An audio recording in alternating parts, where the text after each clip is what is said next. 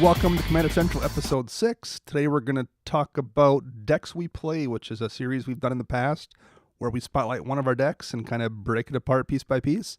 First, we'll go over some news in Magic, and there's a lot of it this week, and maybe do some games we played. I am Dana. I'm Max. And I'm Chris. So how is everyone doing on this September 11th anniversary? Oh crap, that is today, isn't it? I forgot about it until like noon or something, and I saw something on like CNN's webpage. I'm like, oh, that's right. I feel like a horrible American right now. Right. I do. I am in the same boat. I kind of forgot it was today till someone mentioned it at work, and I'm like, oh, okay. Well, it's, at this point, it was 16 years ago. I mean, that is a long time. And you guys were both, like, infants at the time, I believe. Your Max was a toddler, Chris was in preschool. No, I was in high school when it happened. I remember we got pulled out. So I was in middle school. I remember it happening and then getting sent home. Really? I was in college. I think we went home early that day. It wasn't like a full day, but we got cut at half. Because it happened on like a Friday? I don't even remember what day of the week it was. I don't think so. I think it was, I want to say it was a Tuesday or Wednesday. Yeah, I think it was middle of the week or something. But the classes that day got canceled, the rest of my classes. So I don't remember if we got canceled. I remember sitting out in the hallway, watching the TV in the hallway of my high school and just being like, what is going on? Yeah.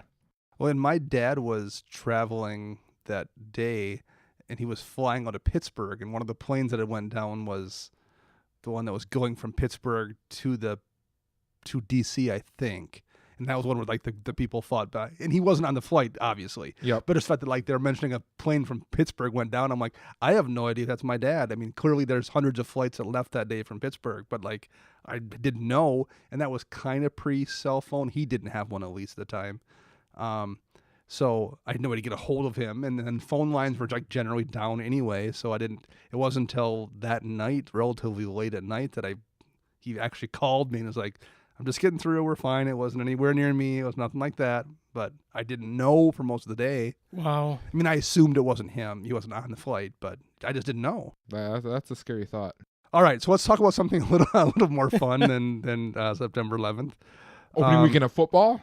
Football. I was going to mention that. Like, although I'm kind of out of the loop on football as well. Oh, I'm a huge football fan. You are. The Packers won? Yep. That's really all I care about. I didn't even know that, actually. So, okay, the Packers won. That's something to know. I do fantasy football, and my team sucks so bad. Oh. I picked the wrong teams this week. I don't know what was going on. Like, my high expectations were just shattered. How big of a league? How many teams? I think there's 12 of us in there. So things are a little bit lean for free agent pickups at that point, Yes, too, in they a 12-man are. league. I watched a League of Legends pro game. I didn't watch a football game, if that tells you where my priorities lie this weekend.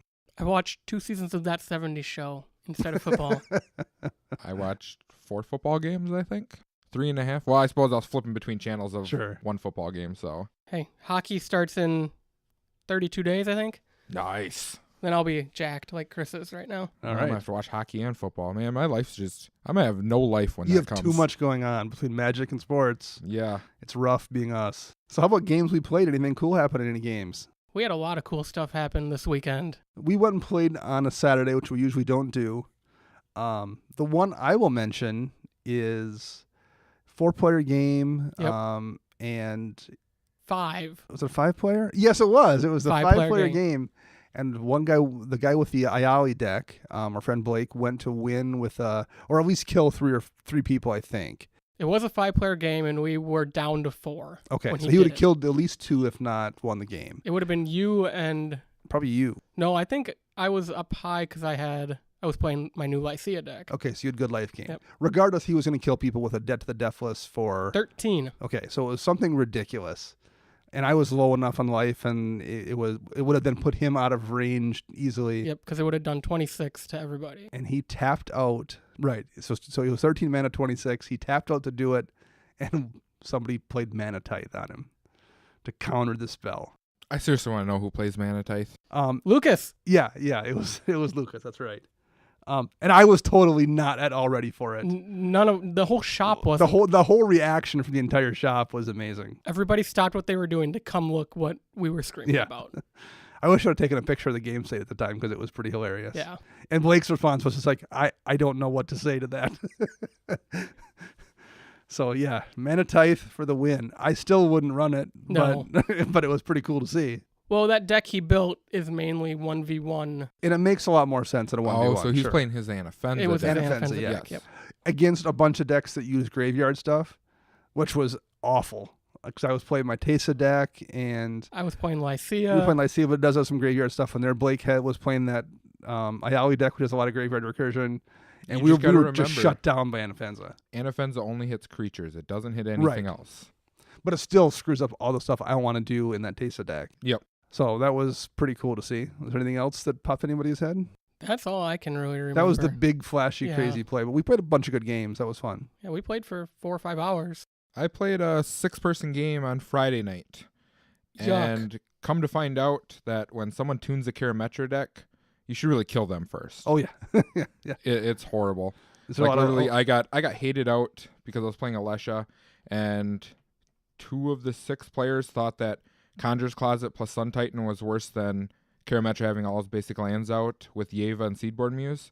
I don't understand why I was hated out, but I was. Was it just the Karametra with the Flash Lion, whatever it is, where you can Both Flash Lion, or just bounce back and forth? one's a Gargoyle, I think the Yeah, other okay. one is. Yeah. Yep. Stonecloaker. Yes. So you can do a lot of land ramp very quickly in a Yep. Karametra And then deck. if you have the Saber-toothed Tiger, I can't think of its name, from Is it Seth's Fate Tiger? Reforged, Oh, no, the new one. Yeah. that you can bounce a creature Yep. and give him indestructible. Well, that combined with Seaborn Muse and Yeva becomes real gross when you try to wrath the board. It's just like, oh, I'll just bounce everything, and then, okay, the next turn, everything untaps, and then I'll just play everything, flash it back in, and you're just like, yeah, there's no way of winning. No. You need a exile board wipe at that point is all you Yes. can do. Or Armageddon. And if Armageddon. No one, right. I wish I had one at that time. One of the few times I wanted to mass land destroy. So how about any news this week, Max? We have quite a bit of news. The first being Magic the Gathering Arena was unveiled last Thursday. I liked it. Oh, me too. I liked it as well. There's some problems. No multiplayer support, and there's 1v1, but like there's no commander support, and I don't. Looking at the screen, watching it being played, I don't know if there's real estate on that screen to play multiplayer. No. I honestly think it is a way for Wizards to put a kibosh to other websites who allow you to deck test and do other stuff. I agree with that.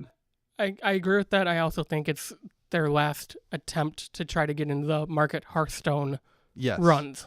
for sure. Okay, I could see that. Because it looks just like Hearthstone. Hearthstone with Duel of the Planeswalkers stuff overlaid on it as well. Right. It's kind of a combination of the two. I do gotta say, if I play it, I pray to God that there's a mute button, because I did not like all the noises that were coming. It would be nice for you to turn off a lot of those visual and audio effects for sure. I think it'll work really good if you just want to jam a bunch of games of Standard to test the deck out for something. That's what I'm hoping it's useful for. Right. I hope the draft functionality when they eventually add it Draft will be nice as well. works well. So, Max, I know you usually do news, but this is something, seeing how we're talking about Arena, that I remember seeing. They're talking about eroding direct damage spells to be able to hit just direct planeswalkers instead Yes. of redirecting. Yep. I heard that because of Arena, because they Yeah. have a card that's already eroded that way in Arena. Yes. I mean, it doesn't really change very much. Technically, it makes planeswalkers easier to kill. It doesn't occur that often, but things like Leyline of Sanctity, where you have hexproof, True. it loops around that. Yep. That doesn't occur that often, but that gets played modern. I mean, that is a thing. So there are occasions that will actually make planeswalkers easier to hit, which I think is a good thing. Me too. And it does make sense because that is a weirder rule to explain to people. Like, well, you can't lightning bolt the planeswalker, but you can lightning bolt me and have it hit the planeswalker. It confuses so many new players when you try to Right. tell them that. But you can attack planeswalkers. But you can attack them directly. Yeah. You just can't target them with a damage spell. So, I mean, it's an inconsistency, and I guess I get it. Me too. But it's also going to be a mess on a whole ton of cards. Definitely. I think what everybody kind of gained the assumption of is this is not replacing Magic the Gathering online Right. anytime soon. Although there was a panicked sell-off of MTGO cards, I think I saw earlier. After the announcement, people were selling stuff off, and card values were dropping, but I'm not sure if that's maintained or will continue to maintain. Yeah. I'm not sure neither, seeing how I don't play MTGO. Well, in this case, talking about arenas, like Max can't. It's not going to be on Mac either, so you're going to not be able to install it. The closed beta is not Mac compatible, and I'm solely a Mac user at home. And that might change down the road, but at least for right now, it's not even going to be an option for you. Right. It could be something, seeing how they are doing a beta, that you could throw a suggestion out to them, because I'm sure they're looking for suggestions on what they could do to improve the experience. So what else did we have? The other thing was HasCon was this past weekend. Hasbro's new con for just them and only them, because I guess PAX wasn't enough. Yeah, apparently not. And that's where Iconic Masters was spoiled, along with some Ixalan cards we'll go over in a week in our Ixalan show, but we got our first look at Iconic Masters, and as of today, the full spoilers are up on dailymtg.com. Most of them got revealed at the drafts that were held that day, but or the press conference. Right, the press conference did a few of them beforehand. So there weren't any huge surprises, but it's a pretty packed set, it looks like, if you're looking for reprints. Especially foil reprints. It's definitely worth the chase cards in there, I think. Yeah, I mean, Mana Drain alone, it has me psyched. But I want a Vorinclex in foil, and this will help the price of that. Horizon Canopy. I mean, Horizon Canopy is $100. That's the right card now. that I'm most excited about. Horizon Canopy at rare drops to $30, I'm guessing, which is still a lot of money. If not more. If not less. Yeah, less. It's not anything like I need for EDH, and 30 is still a lot for a pain land that you can sack. To draw a card. Draw one card. But, I mean, it's a decent duel that you can run in your Selesnya deck, so people will look for it. Not to mention just all the modern players that would like to run it and can't because it's $100. Yeah, Mana Drain's huge. Austere Command. We just need more Austere Commands out there. All the commands got new arts. All the Kamigawa Dragons got new art, and I think the art looks great on all of those. Yes. Bladewing the Risen got a new piece of art. His art was awful, and it got new decent art. Oblivion Stone got new cool art. There was a couple cards that got a first-time foil. Sandstone Oracle, which is a commander-only card, got a new art for it too, which is weird. And we'll get a foil of that. Windfall, first Windfall foil. Nice. Which will be a big deal for a lot of people.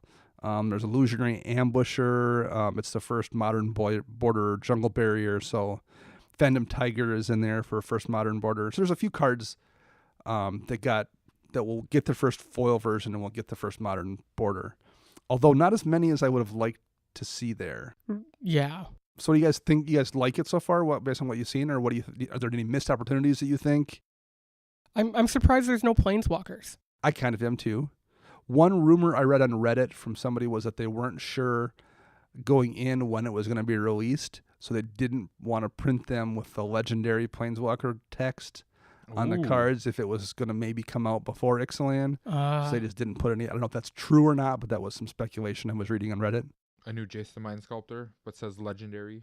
Right. Yep. So that was supposedly the logic. At least somebody was coming up with that theory. I do like they use the original Thoughtseize art. Yes. Yep. Talk about iconic. Mm-hmm.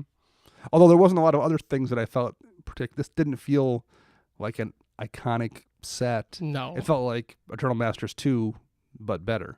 Yeah, I would. Which I'm fine with. That's not a complaint. I would totally go with you on that one. But like, if you told me this was called Eternal Masters 2, I would have thought, oh yeah, sure, I believe. I wouldn't have said this is different than that, because it isn't. It's just Eternal Masters with more stuff in it. Right, especially with all the bulk rares, and I get they got to put those in there for draft, and even some of the commons and uncommons go all the way up to like Khan's block. Like, how is that iconic when it was just out exactly 2.5 years ago? That's also a missed chance for them to have reprinted old stuff that we have not seen in Modern Border, or that we have not seen with a foil version of, like particularly at common and uncommon. Yes, Mishra's Bauble being reprinted at uncommon is great because that price will fall down. A foil Constant Mists. Well, yeah, that would be, or a foil Mystic Remora would have been amazing, or a foil Pestilence, or there's just a lot of stuff that they could have put in this set in those rare and uncommon slots that really wouldn't affect draft that much. But instead we got con stuff that nobody cares about. That everyone already has multiple. Copies of. So that's a bit of a missed opportunity, because it's not like that drives sales either. I understand there's cards you don't want to print or do want to reprint for sales purposes, but no one's buying packs on the off chance they get some old Odyssey common that they want in a modern border. That doesn't drive sales. Right. But it might make people more excited if you have a few of those in there. So it seems like a wasted chance, but it's still a really good set for reprints. Right. And it's going to help a lot of people get cards that they can't afford right now. My only other note is for it being called Iconic Masters, the two cards that always pop in my mind are Brainstorm and Counterspell. And neither of those got printed. Yeah. Like, okay. And now I'm gonna guess maybe Mana Drain makes them so they don't print Right. Counterspell. And Same we got CMC. Cryptic Command and Right. True. Dissolve. I mean, we got a bunch of counter spells and Flusterstorm, but we didn't get Right. the iconic Brainstorm or the iconic Counterspell. But I will buy packs. I don't know if I'll buy a box or anything. I don't know if I'll play that lottery. But Do we know their MSRP on these? I assume it's the $10. Everyone was saying it's the same $10 thing Okay. we've seen in the past. So That's good. all right, Chris, do you have any listener feedback this week worth talking about? Yeah, we heard from Dean Guti at Grubfellow on Twitter. He hit us up after our Wooburg special, all about white. He said, great episode. He said, along with that, don't forget about Weathered Wayfinder, one of white's best ramp cards. And that's one where you can tap to search up a plane. Is that what it is? Yes. And put it into play. Yeah, Weather Wayfinder is great. I kind of lump it in with Core Cartographer and is it Night of the White Orchid when it comes into play? Yep. And it's probably better than both of those two. Yeah, because it's multiple repeatable. uses. Yep. Yeah, it's an excellent card for sure. It says white tap, search your library for a land card, reveal it, and put it into your hand. Then shuffle your library. Activate this ability only if an opponent controls more lands than you. I keep thinking it So was it's pretty much a plain. land tax. Yes. Yeah, but you can get a land that it's not just a basic. It's you grab your guy's cradle with that. You can grab I didn't Maze know of that. Ith. You Yeah, can that's grab- fantastic. I actually didn't read that card right for many years. That's awesome. Yep. Ignore me then. That card's way better than Core Cartographer. And I'm also still wondering if the two Unquests that we hear from all the time, if they are related. I haven't heard from you guys yet, so hit me up, let me know. Yeah, I'm actually now kind of curious about that as well. So, decks we play. Let's get into it. This will be Chris's first time doing this. Waboom! And we're going to go with your Alesha Who Smiles at Death deck. So first thing first, I'm going to ask you a couple questions. Why did you build this deck? Like, what made you build Alesha in the first place? I really like playing the color black. I mean, I've actually looked at it and I play black more than anything. And most of my decks do consist of that color. And at the time, I was looking for a new deck, and no one at our LGS was playing this. So it just kind of fell in my lap, and I went from there with it. And you like 3-color decks, and this is a 3-color deck? Yep. So the current deck right now is really built around tokens. A lot of ETB creatures that you can abuse and replay and make tokens and make more tokens. Is that how you originally built it, or is this kind of evolved into this at the time?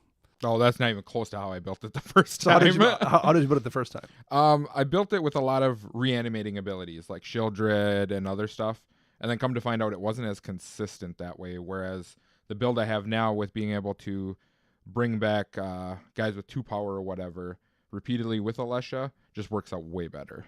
So is it a fun deck to pilot? For the most part, when I don't play against you and you're rest in peace all the time. I enjoy piloting this deck every time I borrow it. I always have good luck with it. So I need to borrow it and play it because I have not actually played it before. Playing against it, it looks fun to play because you're doing things. Like you're constantly, this is going in the graveyard, or you're entombing something and bringing it back, or you're actually physically doing cool plays constantly, and that's fun to watch, and I bet it's just as fun to do. So I'm going to have to borrow it maybe this week, and I can give some feedback about what it's like to actually play it then briefly on an upcoming show. Yeah, not a problem. So we're going to go over the cards you have in the deck. We won't go over like every individual card, but we'll kind of go over each grouping of cards and talk about the choices you've made and if we have any suggestions. And so let's start with lands because that one's easy. You're running 38 lands in the deck. Correct. Which is probably pretty much exactly what I would run in 3-color. In 3-color, yeah. Especially in colors that don't contain ramp. Yes. Yeah. And I think I usually run 38-ish anyway. I have 37 in my new Lycia deck. And you didn't really seem to have problems at all with it. To start with, you have a perfect land base at the top. You've got 3 fetches, 3 ABUR duels, and 3 shock lands. Correct. Like that's exactly what you want if you're not afraid to spend a little bit of money. It took me a long time to get them, I will tell you that. Although as far as duels go, those 3 are relatively inexpensive compared to anything with blue. Yep.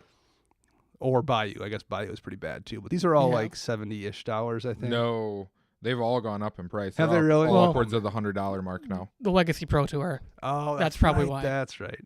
All right. Well, at the time they were. a Yes, little at bit the cheaper, time they were sure. like $50-$60.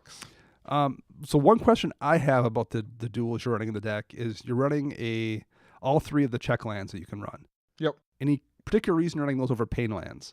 I run pain lands over check lands in 3-color decks just because I like them to always be able to come into play untapped. But I think check lands are good too. There's no right or wrong answer. So I'm wondering if there's a particular thought process behind that. I would prefer to take damage from my opponents rather than damage Okay. myself to cast my own spells. I think that's valid. One thing in the pain lands it can add up particularly if it's a deck where you're planning on making things last 13, 14, 15 turns, and most of our games do last that long. That If can not add up, more. if not more. And particularly it's different too if you're talking like a 2-color deck, you've got 1 pain land. In a 3-color deck you have 3. So that does add up. And you don't have much life gain. No, I think I have 1 card for sure that I can think of off the top of my head that has life gain in Angel of Invention. Okay. Because I don't run a whip in there, which is another card in my chopping block that probably should go in there just for the life gain. Because like Max's Lycia deck that he just put together, are you running pain lands in that deck? No. Wait, yes, I am. No City of Brass, no Mana Confluence, which are really good fixers, but I'm going to guess the same thing. You have no life gain. Yep. And with the AVUR duels and the shocks and the fetches, The buddy lands work way you've better. got you've got pretty good fixing as it is. Yeah, I mean, pretty much if I hit a fetch land, I fetch out one of the duels, and if I hit a buddy land at any time in the near future, it pretty much always comes into play untapped. Sure. And I've never seen you really struggle for mana in the deck.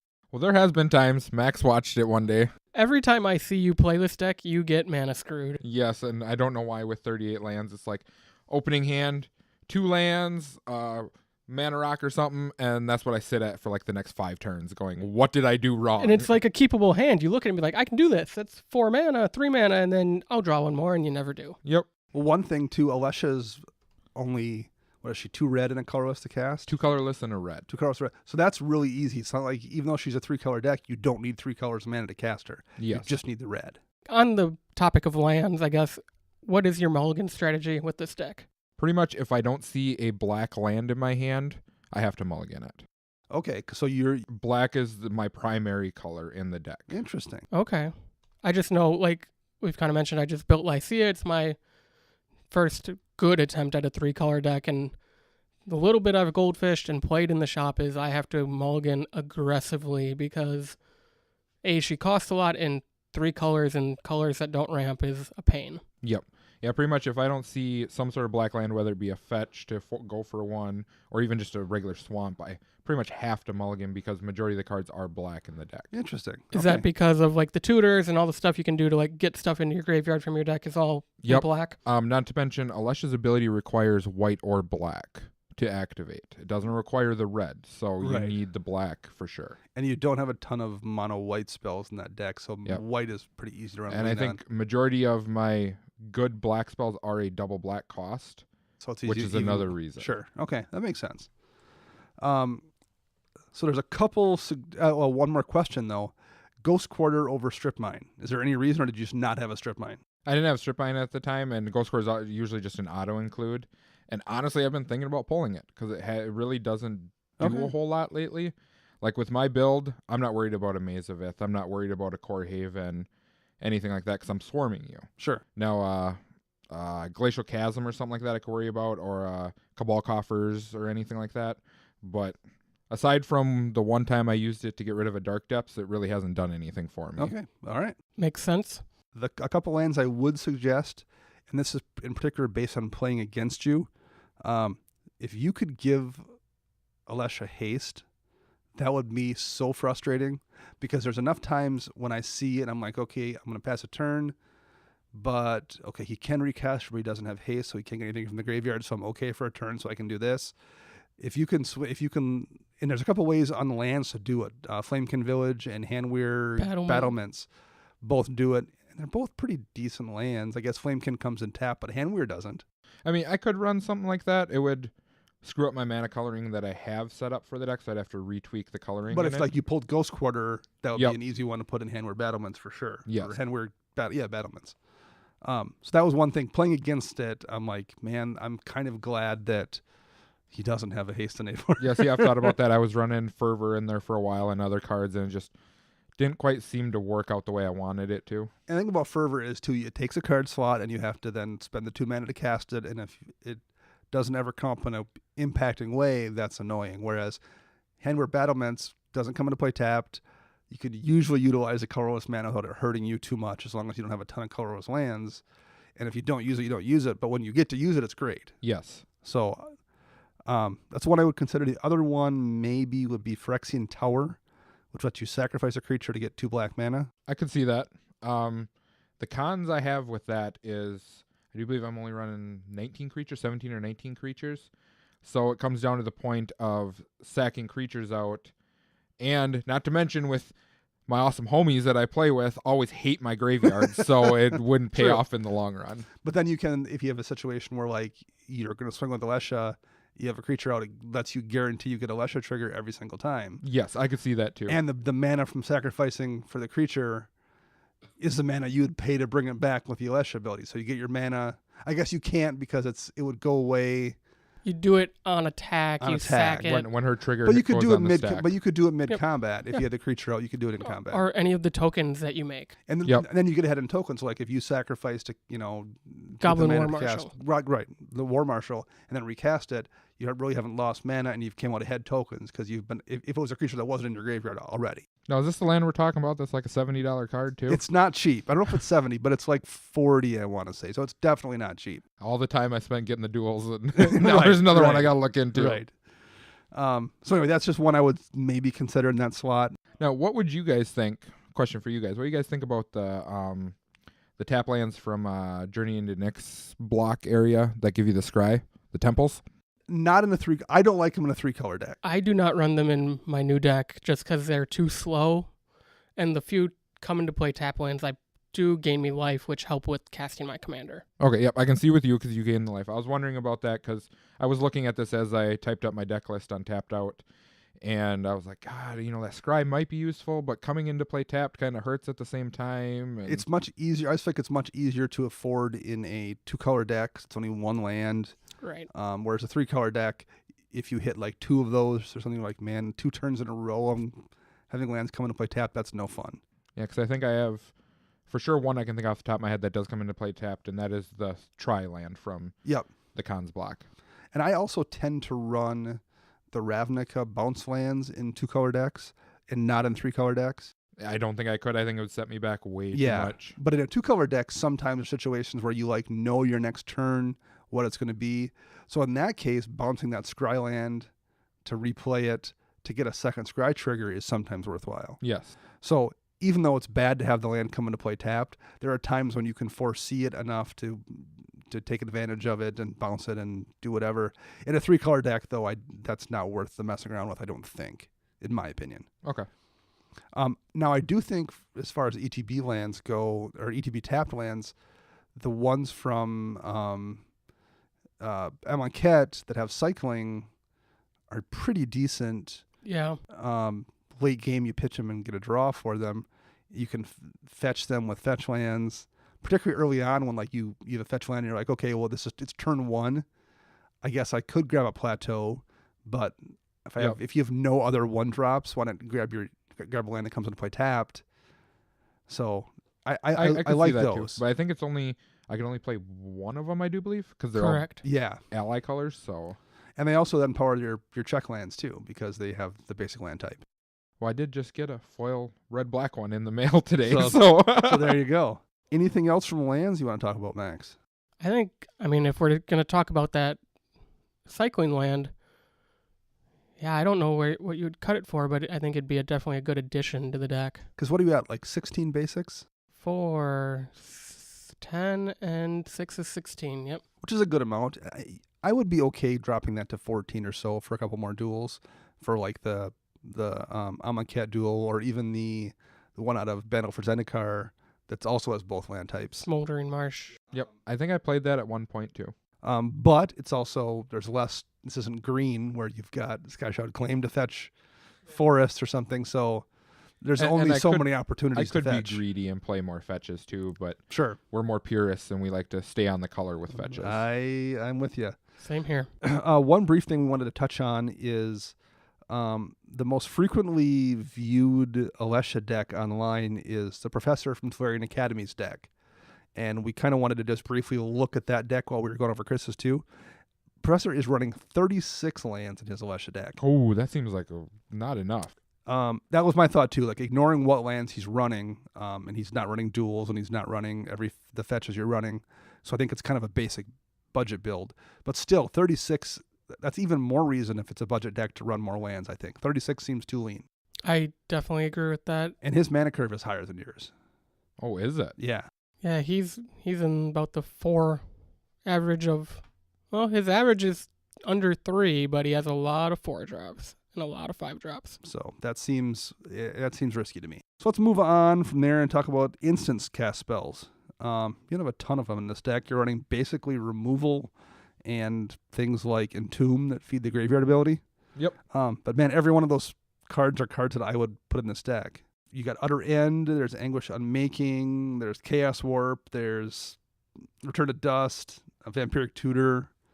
I said Entomb, and there's Rescue from Underworld, which is 5 mana, but in this deck it's really, really good. Yeah. Because it is, but there have been so many times that I've gotten it in my hand, and that card turns me into a greedy person. Oh, for sure. I'm sitting there on it and like, oh yeah, I want to do this, and when really what I should just be doing is just be, okay, end of your turn, I'm just going to sack it for value instead of wait for a board wipe or something like that to come up. Sure. Because you want to proc as much ETB value as you can out of it. Yep, and I should just use it as a basic card like any other one that I would use instead of waiting on it. Right. I get that. But yeah, there's nothing there I would really say anything about. Do you have any suggestions or anything there, Max? You're not running Path or Swords to Plowshares. Is there a reason? Be honest with you, this deck should have about 140 cards in it. Every EDH deck could probably say that. That's probably my biggest issue with it is that I couldn't run those. The ones that I wanted to run to remove everything. That's basically why I went the other route with the cards that remove anything. And you do have 5 everything. board wipes in the deck. Yes. Yeah. I guess my only suggestion would be if you tend to see yourself overextending or getting greedy with Rescue from the Underworld, swap it in for one of those just because then you know you're going to use it when you need to use it versus let's get greedy. Yes. The one I had for a suggestion was Eerie Interlude. Because you can protect your guys from board wipes with it, and it procs your ETB effects because almost all your guys have an Enter the Battlefield ability. So you can either use it to save your stuff, or you can use it to be greedy and be like, okay, I'm going to cast this just so I can get extra triggers on Pony Back Brigade and Bantu or Donkanti and whatever else you have out. I love that card. Yeah, and Ghostway is the same way, but Ghostway you can't choose what to target, so Ghostway your tokens will get killed. Whereas in this case, you can choose it. I'll either pick everything, or I'm just going to pick a few things to save my tokens. So it's a little more flexible. Yep. I think one of the biggest reasons I don't run it is because then I feel like I'm starting to follow Max's deck path of Brago. Yeah, that card kills in Brago. Yeah. Both those 2 cards kill in Brago. At least in this deck, you can't lock out with it like I can in Brago. Right. Yeah. That's kind of gross. People don't pay attention to your deck, and I feel sorry for them. Yep, so do I. Creatures. 19 creatures.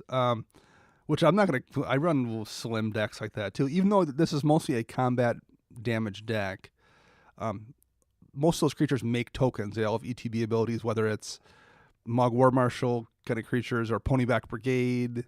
So they bring friends with them when they come into play. So do you ever have problems with finding enough warm bodies? Sometimes, but not often. You have a ton of draw.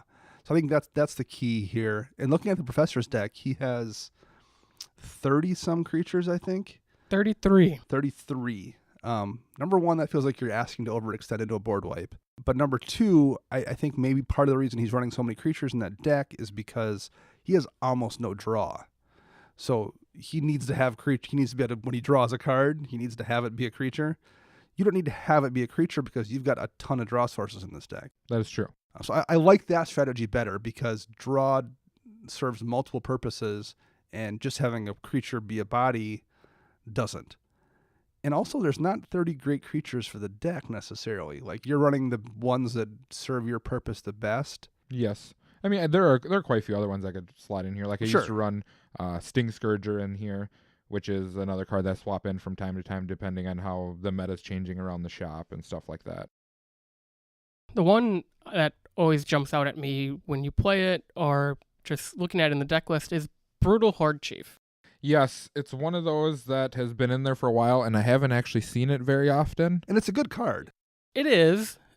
I feel like you could put something in and get more value out of that. I mean, if it happens to be on the board and you swing with a swarm, you're hitting everybody, which is cool. And you kind of have this sub game of ping everybody for life between that and Perforos and making tokens. Yep. But I mean, if you want value just off of tokens, maybe there could be something better. Yeah, I agree. I have a suggestion for Brutal Hordes Chief. Oh, awesome. And we mentioned it earlier. Core Cartographer. Yes, Court Cartographer. Because it immediately comes into play. And the other one I thought about for this too is there's an artifact we'll talk about later that you could swap out as well, and I'll mention that later. But Core Cartographer is 4 mana, and it gets you the land into play On ETB. on ETB. And if you have a Panharmonicon out, it gets you 2 lands. And end of turn Conjurer's Closet, it can get you another land. Yep. And when it dies, you bring it back with Witch's ability because it's under the threshold. Yep, it's a to be 2/2. cast. So this could, because plenty of times we've seen you get a bunch of lands off from Solemn Simulacrum in this deck. Oh, so many. And a second Solemn Simulacrum essentially is what Cartographer is. And Yep. you do run quite a bit of planes or Yeah. the duels, so I mean, it does grab those. Yeah. Those good ideas. I mean, like I've run Banisher Priest before. Mhm. There's a 4-drop from Conspiracy 2 that makes you the Monarch. The Monarch. Sure. But it also does a Banisher Priest ability as well. Yes. And then there's the one that I keep, it's sitting, wanting to go in the deck, but I can't quite debate if I want to pull it, is for Elishnorn, just as another Anthem effect. Sure. And kind of a board wipe at the same time. But at 7 mana, it's kind of an annoyance to play, so... So yeah, that was my main thoughts on creatures. Oh, there was one more actually. And I was waiting for it. and someone put this on Tapped Out actually, because this was one of my suggestions, and then someone wrote it on your Tapped Out deck, was Handweir Garrison. Yes. Because it makes tokens when it attacks. And I also suggested Handweir Battlements for a land. Yep. I'm like, I'd be tempted to do them. They both work in the deck, and then the fact that you can actually meld them to be able to actually do that in a game, I think was worth considering. Yes, totally spaced out that card, to be honest with you. So if you run that, then it makes even more reason to run Handweir Garrison. Yep. Or Handweir Battlements, excuse me. I was waiting for you guys to mock my Master of Cruelties, but no one said anything about I it. get it. Like, it's annoying to get hit with it or something, but I understand why you run it. I like doing it to people who've never seen the deck.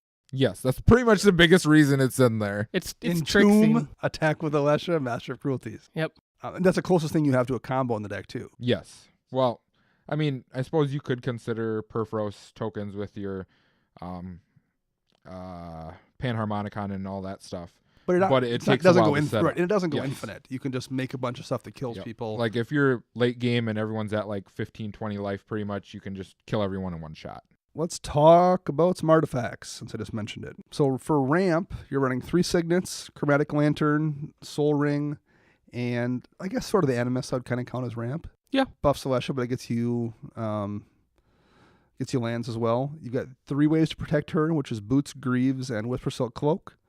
You've got Conjurer's Closet and Panharmonicon to copy ETBs.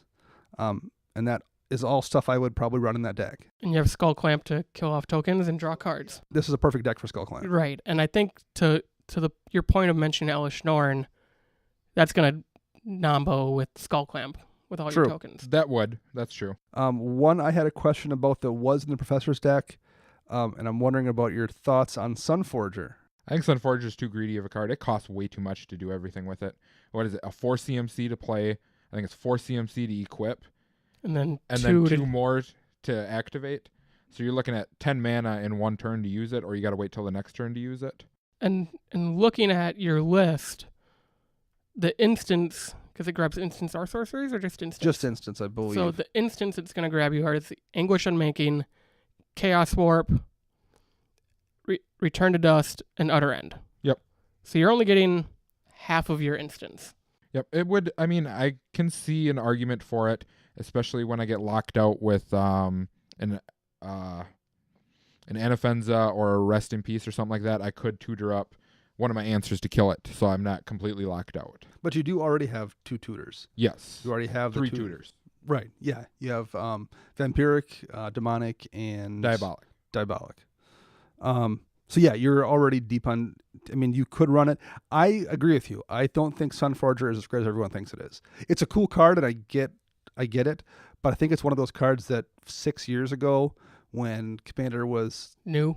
new, when everyone's running 5 drops and 6 drops, and games are always taking 20 turns, then you can go grab stuff with it. Man, today I have a tough time finding mana, because I've tried it in decks, and every time I get it in my hand, I'm looking around going, there's other things I want to do. I mean, yes, I can play it and equip it and have mana free to grab that Path to Exile for an emergency or grab something, or I could just play this Draw spell.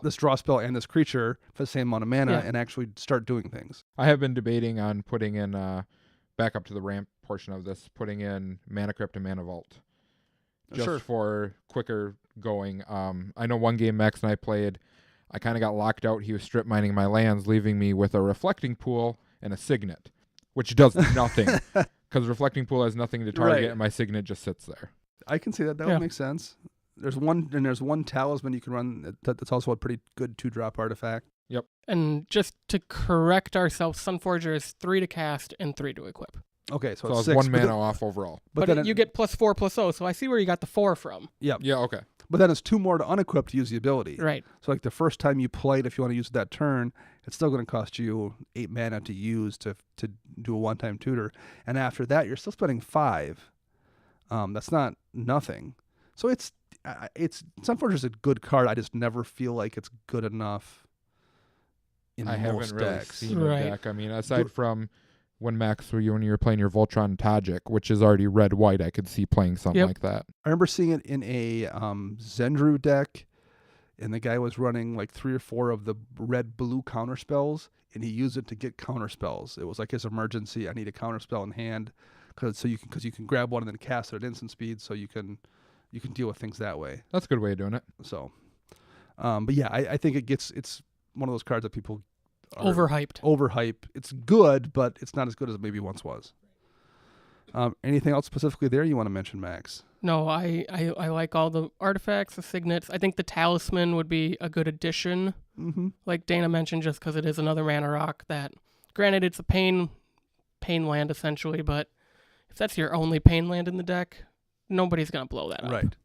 And I was thinking, sort of the Animist I love, but I would be tempted to do Court Cartographer in that slot maybe as well, just because you can abuse that much easier than you can abuse the Sword of the Animist. Yes. And the +1/+1 is good, but it's not great, particularly when Alesha's so small as it is. I do find it useful, though, because she does have First Strike. She does. So making her a 4/3 First Strike, a lot of times early on, like if you get it early, it pretty much you can just swing in and no one's going to want to block because you're going to kill their stuff. That's true. She is kind of a pain to deal with.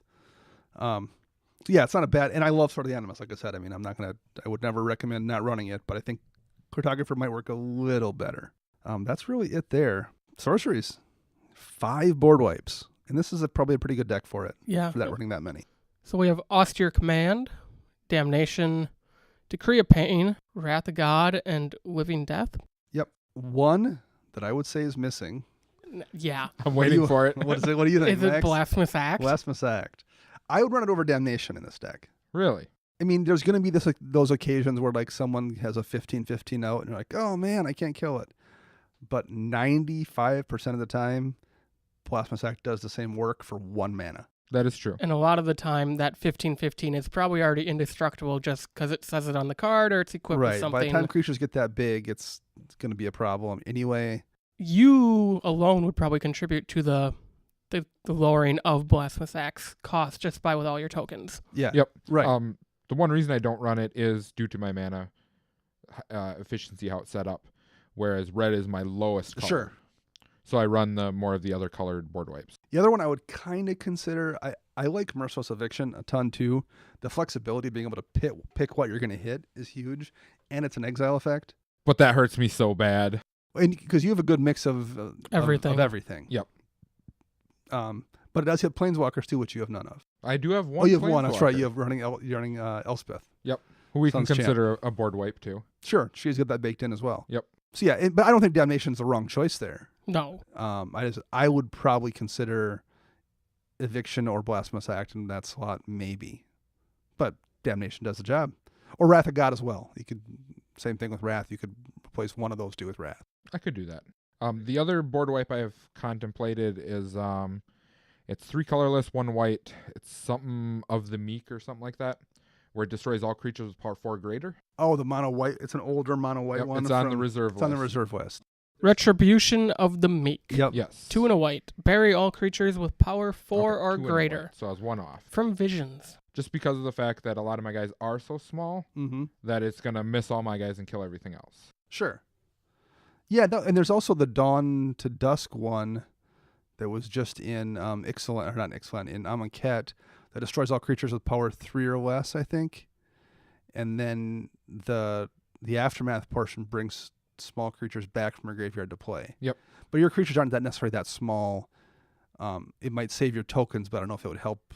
Well, power 3 or greater, all of his creatures have to be at least 2 for Alesha, right? Yes. Power of 2 to bring them back. So I think this might actually be a good... That would be, yeah, that's one I consider too. Because you can kill everything, and the Aftermath is bring all your stuff back. Yep. And at 3 mana, it's a heck of a board wipe. Right. And the Aftermath portions, both halves are relevant Yep. to your Dusk deck. is 4. It's the same as Wrath. It's 2 and 2 white. But the Dawn part is 3 and 2 white. So you're only spending 1 more to get all your stuff back out of the graveyard. That's not bad. It might be worth trying over Wrath of God, just Yeah. as a same mana cost. You don't have to worry about it. I might try it. You've got a bunch of draw in here, and a lot of it is draw that doubles as putting stuff in your graveyard too. So like Cathartic Reunion or Faithless Looting, Tormenting Voice. So you're drawing cards and you're putting stuff in the graveyard, which isn't a bad thing in your case. Like you want stuff in the yard for Lush's ability sometimes. I didn't see anything there that looked out of place or weird. Night's Whisper is a really good draw spell, but Wild Guess has the same CMC and it has a discard tagged onto it too. I don't know how much of that you want. I find Night's Whisper better than Wild Guess, because Wild Guess, you're actually not gaining anything out and of it's it. double red versus Night's Whisper, which is only 1 and a black and and a colorless. Yeah, because Wild Guess forces you to discard 2 cards, then draw 2 cards. So you're not getting anything out of it. You need to know what you want to discard first Yes. before you draw. Have you thought about the Wheel of Fortune, or Reforge the Soul, because they put up the cards in your graveyard? Yep, they're in my 120, which is what my deck Okay. should be at. And they help everybody, Dana. They do help everybody. True. I mean, yeah, granted, there comes a time when you just need to, having that wheel would be so nice, especially when you have just crap draws, just to pitch it and hopefully get a better 7 type of deal. But The one other one I would say, I don't know if I'd run it, but I want to put it in some deck at some point, and I've never had the deck for it, is Shattered Perception, which was out of Dark Ascension, which is 2 and a red for sorcery, and you discard all the cards in your hand and draw that many cards. So it's a thing you would do like on turn 6 or 7 or something when you've got 2 lands left in hand and 1 creature that you want in the graveyard for Lush's ability. Well, you just draw 3 fresh cards, put those in the graveyard, and then use the ability to bring the 1 back. So, and it has flashback, so you can for 6 mana do it again.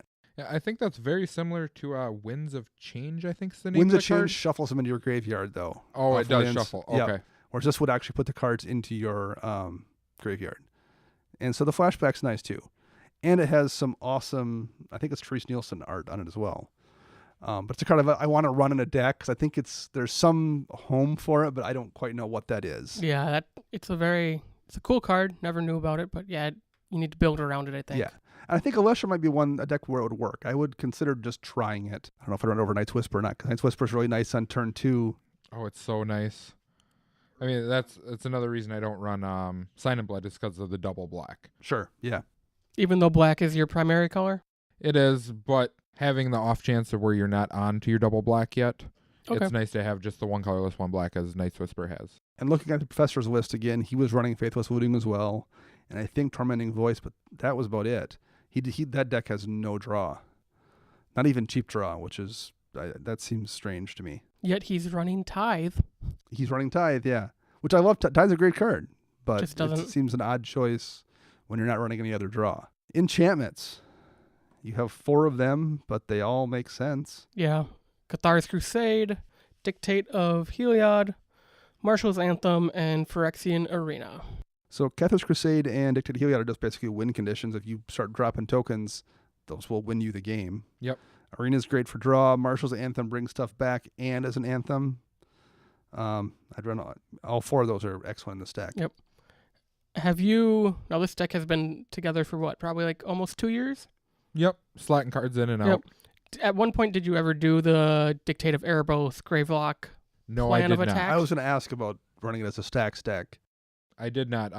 Especially after I had contemplated this probably about 6 months ago, and you and I had to talk about yours, how you did not like your Taste deck with having that soft lock or whatever in I it. took all that stuff out of that deck. It definitely makes... I went through that with my Marin deck, a couple years ago, and it does. It makes the deck predictable and not fun to pilot because you win the same way every It time. also requires a lot of changes. You have to run the couple of definitely Grave Pact and Dictate of Erebos, maybe the white one, which is Martyr's Bond? Bond, I think, or is it Martyr's Cause?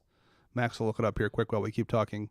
That one you definitely consider, but then you also need sack outlets too, and multiple ones, so you almost always have one at hand to do the thing you're want to doing. So it requires so many changes to your deck. Martyr's Bond is the Bond, okay. The whenever 6 mana. permanent. Yep. I also noticed, though, with those cards, it creates a lot of hate. For sure. Yeah. I mean, as soon as we'll go towards our friend Frank's deck, who he plays tokens with Gave. As soon as that hits the field, you immediately know you have to turn all your attention All on him. energy has to go towards it. Yes, because he has the multiple sack Yep. outlets with tokens to just lock you out. Yeah, baked right into Gabe is the sack outlet there, Yep. so that's so much easier to do it. So yeah, I was going to ask you about that at the end here, but that's a good question because I think that's a whole different deck. Then it becomes a different deck at that point if you're going Alesha Stags. The other one I was thinking of, the Dictate of the Twin Gods, the double damage. I have contemplated those. It's something people would not expect when, okay, I won't block the 7 power on board right now. Yep. Okay, well. The big weakness to that, in my opinion, is running such tiny creatures. Okay. Whereas I can come in for, we'll say I can attack with like 5 guys, so I deal 10 damage to you. You turn to me with your 5/5 and your 6/6, and you just dealt double the damage right back I just at me. hit you for Because 25. it affects everybody. Yes. The one I was going to suggest is Flame Shadow Conjuring, which is out of Origins. It's 3 mana and a red for an enchantment. And when a non-token creature enters the battlefield under your control, you may pay red.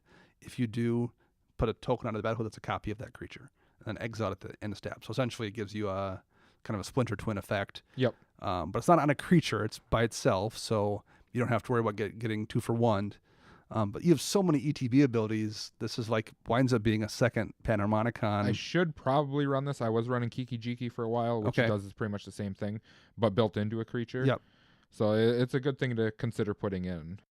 Oh, I remember when you had Kiki Jiki in this deck. That was not fun. And this is going to draw you way less hate than Kiki Jiki is, too. Yeah, I noticed when Kiki Jiki hits the field, it's just like, oh god. Everyone's paying attention, and Yep. you play this, and everyone's like, oh, that's unfortunate, but Yeah, I mean, best thing that can come out of this is I play it on turn 3 and everyone forgets about it. exactly. Right. And then on turn 6 when you play your Solemn, or turn 7 when you play your Core Cartographer, start doubling it up for double triggers in addition to Panharmonicon triggers. Yes. I have one more to mention, and that's Breath of Fury. Whenever an enchanted creature deals combat damage to a player, sacrifice it and attach Breath of Fury to a creature you control. If you do, untap all creatures you control after this phase. There's an additional combat step. I've been really trying to find a Breath of Fury a home lately. Oh, I don't know if I could do that one. But really, if you lose a token, essentially you lose a token for a second attack phase, Right. and then lose another token for a third, and lose another token for a fourth. Or even put it on the guy that's making the tokens.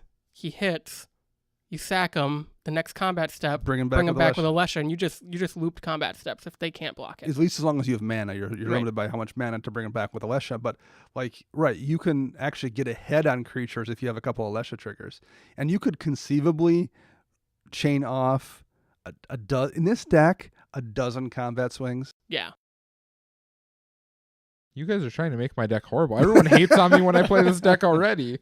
You said it was a combat deck. And it's also a card where you just take it out if it's too much. Yeah. But the first time you do it, it's going to be hilarious. Yeah, that's like the Master of Cruelties. It's hilarious the first time. Right. Every time afterwards, you're just like, I don't want to do this to you.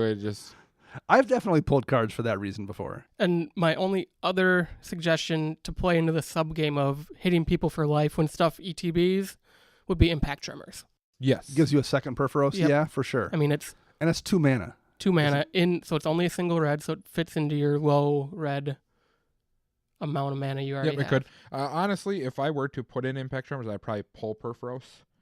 Just because I've noticed out of the last dozen or so games I played, I've never actually gone for Perforos. I've gone for other ways to kill. He also gets you hated out heavily. Yes, very fast. As soon All as he guns. hits the field, immediately you're hated on. Whereas Impact Tremors, It's 1. yeah. It's kind of like I've noticed in Throne of the God Pharaoh in my Recce deck is annoying and no one wants it there, but like no one's tutoring up answers for it either. Yeah, I think that's anything I want to say about it. I like, first of all, the Professor's deck, to be fair, I think he's building on a budget and he's trying to kind of build at 75%. But if we could strip the lands out of your deck and give you a basic land mix. And other than that, this deck is cheap. Aside from your land base, is there anything in a Yawgmoth's Will as a sorcery? And I guess you have the Damnation, but you could replace that with a very cheap board wipe like we suggested, Blasphemous Act. Or Merciless Eviction is like 30 cents. Mm-hmm. I mean, you could easily, aside from the land base, this entire deck you could build for under $50. And the whole reason my land base is like that is because it's my pet deck. Well, sure, and absolutely. Yeah, I'm it's saying, your like, baby. My kind of point here is, even if you took the expensive stuff out, this is a much better deck than the Professor's is, and it's not because you've thrown money at it. It's just I think it's a better built deck. It's you have a path to victory. Yep, for sure. And you have answers to everything. About the only thing I would say you're missing is other people's graveyard hate. But how would you do that for other people? I mean, there's a few things. Bajuka Bog, you can always throw in yeah. a deck. Relic of Progenitus kind of cards, or Tormund's Crypt. You're in black, so he'll Spellbomb. And Spellbomb replaces itself, because if you spend a black on it, you can draw a card. The whole thing is I don't get recursion out of them, so they're one-time It's deals. one use. But still, I mean, I think it's probably worth throwing a Bajuka Bog in. Or what's the new desert that hits all graveyards? Hits all graveyards. Scavenging grounds. Yeah, Scavenger ground, but hits all graveyards. So maybe you want ones that are like Leyline of the Void, because it doesn't hit your graveyard. True, and Leyland of the Void doesn't actually exile the graveyard. It exiles every card to go on in When they go in there, but it doesn't hit yours either. So rest in peace. Yeah. Grafdigger's Cage, you can't cast spells from the graveyard, but Alesha isn't casting. Nope. Your stuff would still come back. So you do have options. So I'd maybe think about throwing in at least one. I would consider a Bajuka Bog. I It guess hurts this you one time. Comes into my pride as a deck builder, saying that my graveyard deck is better than yours, so let's Sure. see what we can do. That's true. Oh, I get Lord. that. That's fair. But yeah, you have a ton of answers. You have a ton of draw. You could maybe have a touch more ramp, but I mean, I think 7 pieces of ramp is fine too. I have been contemplating trying to find more removal for other permanents, like the rest in pieces and all that fun stuff, because I only have a few of them that hit. Utter End, Chaos Warp, and Anguish Unmaking hit anything for the most part. And that's usually when I get them, I hold on to them for cards like that, unless I absolutely Sure. have to use it. I mean, there's Vindicate at sorcery speed, but Vindicate's pretty useful. Yep. Oblation. One thing about Oblation in this deck, Oblation hits any target what the person's controller draws 2 cards, which isn't great. I have contemplated that too, just as another draw spell. But it's right. In a token deck, that's essentially sacrifice a token token. to draw 2 cards. That's not bad. Yep. Now I know Max doesn't like Chaos Warp. I've heard your views on the Chaos Warp. I don't mind Chaos Warp. It's one of the best removal Yes. spells in EDH. I run it Just in all my period. red decks. I mean, Yeah. you I have do to. too. It's so good. Even if you have access to other colors, like in this deck, I still run. I mean, I would still run it absolutely in Alesha. Yeah, I like it just as a basic fact of I can hit something of yours, or if worse comes to worse and I'm getting just crapped on, I can hit something of mine and pray to God that, It's a shuffle effect. Yeah, the lucky Right. rabbit foot Yep. that I carry with me goes off. For sure. Oh, I carry the whole rabbit nowadays. right. The entire dead rabbit in Yeah. your pocket. Oh, it's supposed to be dead? It's more fun if it's alive. I Yeah. get that. I always wonder why you were twitching whenever we're playing. the bunny's looking for food. So all in all, Max, what do you think of this deck? What would you rate it? I would give this an A-. I think this is a pretty tuned deck. It's fun to play against. It's fun to play. It's not one of those decks when I see you pull it out at the shop, I go, great, he's playing that deck. Right. What do I do? Oh, I have one of those, and I I know don't you pull do. it out very often. I'd say the same thing. This is exactly what I want to play against an EDH. If you screw up and you're not paying attention, you're going to get clocked. Yep. If you're on your game and you're playing smart, good Magic, you have a chance to beat it. It's competitive, and you have to work for it. It's exactly what I like to play against. I like taking out this deck when we're in like 5 or 6 people, because then a lot of people aren't paying attention because turns take so long, so they start getting bored. Sure. And I'm always paying attention, so I'm just sitting there biding my time going, oh, if you only knew what was about to happen. And you can this deck makes big comebacks too. I've seen that happen plenty of times. Yes. So yeah, I like it a lot. That's probably part of the reason we picked it for your first decks we play is because we like this deck. It's an interesting, fun deck. Yep. Oh, you should have picked one that you guys hate of mine. I We'll would have event- loved to have done We'll that. eventually get around to it. Yeah, we will. So for our sign out question, and we kind of touched on this before, but is there any specific card you think was a missed opportunity in Iconic Masters that you wanted to see reprinted? I have 2 of them. All right, what are they? I believe Crucible of Worlds should have been reprinted. It needs a reprint for sure, and you need one for a deck too. That probably is part of it. Well, I just went and bought one, so I know how expensive they are. And then where's the other one? Chalice of the Void. I'm surprised Chalice slipped through too, because it wasn't in the last mod. It hasn't been reprinted since Modern Masters. There are only 2 printings aside from the masterpiece that they printed. So it was in Modern Masters 1. The first Modern Masters and the original printing. Yep. So it doesn't have a modern border yet. And that card, I think it's like $100 card right now. Ridiculous. Yeah, I'm surprised I didn't get a printing as well. Yeah, because when you think of iconic, my mind goes towards Legacy, because that's where That's all your cards definitely an go. iconic And legacy Chalice of the card. Void is played in so many Legacy decks. Yeah. How about you, Max? Anything for you? I'm still shocked we didn't see Planeswalkers. I was expecting to see like Liliana of the Veil, Mm-hmm. a Jace of some sort, or even Karn. Karn needs a reprint. Oh, I never thought about Karn Karn. needs one for sure. He's pretty iconic, especially with us going to Dominaria Yeah. in the fall or next year, wherever that is. So those would be my choices are some Planeswalkers. They're always fun to crack. You know, you get excited when you crack a Planeswalker, Mm-hmm. and they're Unless just it's Tybalt. Dana gets excited for I Tybalt. love Tybalt. A sharp-dressed man. So that's my choice. Are the Planeswalkers. The big little one I wanted to see was Mystic Remora, because it's just a bad-looking Ice Age card, and we need a modern border print of that, particularly one we can get in foil. You just want the foil. I do. And it's been so long, and there's so few chances to reprint it because like cumulative upkeep, it's just not going to show up anywhere. So I want that. For a big one, I was kind of hoping we'd see Soul Ring. That's pretty iconic.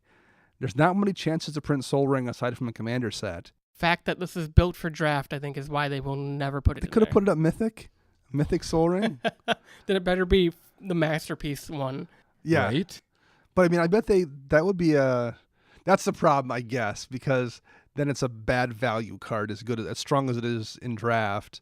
If that's your mythic, it's like man. It's still 5 times the value of a Comet Storm. True, and they've printed Comet Storm plenty of times at Mythic. Well, I do know in the draft format, I watched a guy pull a Masterpiece Soul Ring, and that is very gross when they go turn 1 Soul Ring in draft. In Yeah. draft, it's absolutely a destroyer. You are so easily going to have that in your opening hand in a 40-card deck. Yep. But I wanted to see it because like how many chances are there to see it?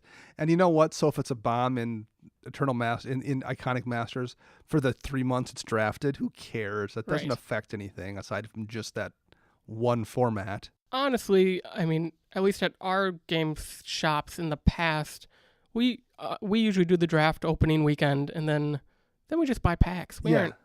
And it's it'll get drafted because this isn't coming out till November. Yep. And there's really no competition, so it'll get drafted. I would bet for a couple weeks, Yeah. but like not regularly, because then Rivals Ixalan is going to hit in end of January. So it'll be the draft thing over Christmas, and people will maybe students home for Christmas break will do a few drafts, but they could have put Soul Ring in there. It would have been fine. Yeah, I don't foresee myself buying one of these boxes like I did with Modern Masters, because I know what's going to happen is I'm going to open up my box, be utterly disappointed, and go buy another box. So I'm just going to avoid it this time. If you don't get your mana drain, you're going to be disappointed. Well, that's what happened with me in the last one. It's like, oh, I only pulled like 1 fetch land and no good mythics, so I went and bought another box and ended up pulling 2 fetch lands and a Goyf and some other good stuff. But I just spent like 400 some bucks. I thought your first box was awesome, and that's why you bought the second box, because you pulled Was it? like 4 fetches, a damnation. Oh yeah, that's right. It was Oh, Dana I didn't who get my got- Blood Moon. That's Right, what it That's was. what you wanted. My box was terrible. My only box I bought was okay. I am not going to buy a box. No. I'm going to take the money that I could have used for a box, and I'm going to buy a foil mana drain, and that's it. And you'll probably won't even use all of it. Yeah, it'll be less than a box, I would bet, at that point in time. You would hope. Because the judge foils right now are under 200, so there's no way this box will be less than that. Yeah, that's a good point. So by the time this comes out, I'll be able to get a foil mana drain for quite a bit less than a box, I would say. And then I'll just buy a few singles that I want. I want one more austere command, and I'm looking for a couple things in foil. No, I didn't look at all the spoilers, but did they give a new art to Austere Command? Yes. It's pretty cool looking Interesting. art too. Yeah. And the other one that I'm kind of regretting, even though it's only a couple dollars, I just traded for a foil Yugen from my Reki deck, and the new what did I just say? Yeah, Jugen, but it's pronounced Yugen. The Kamigawa Green Dragon. Yep. But the new art is so awesome, and I want that in foil, so I'm like, whatever, I'll eventually get one of those too. Yeah. Because that won't be more than $5 or so, and that's fine. I don't care. Well, if I pull one, I'll just trade it straight up for your other foil. There one. we go. All right, that's fine with me. Because then those new dragons just look excellent, I think. Yeah. So we want to hear what you guys want to see out of Iconic Masters. So let us know on Twitter at CMDR Central, or message us on Facebook by searching Commander Central. Thank you very much. I'm Dana. I'm Max. And I'm Chris.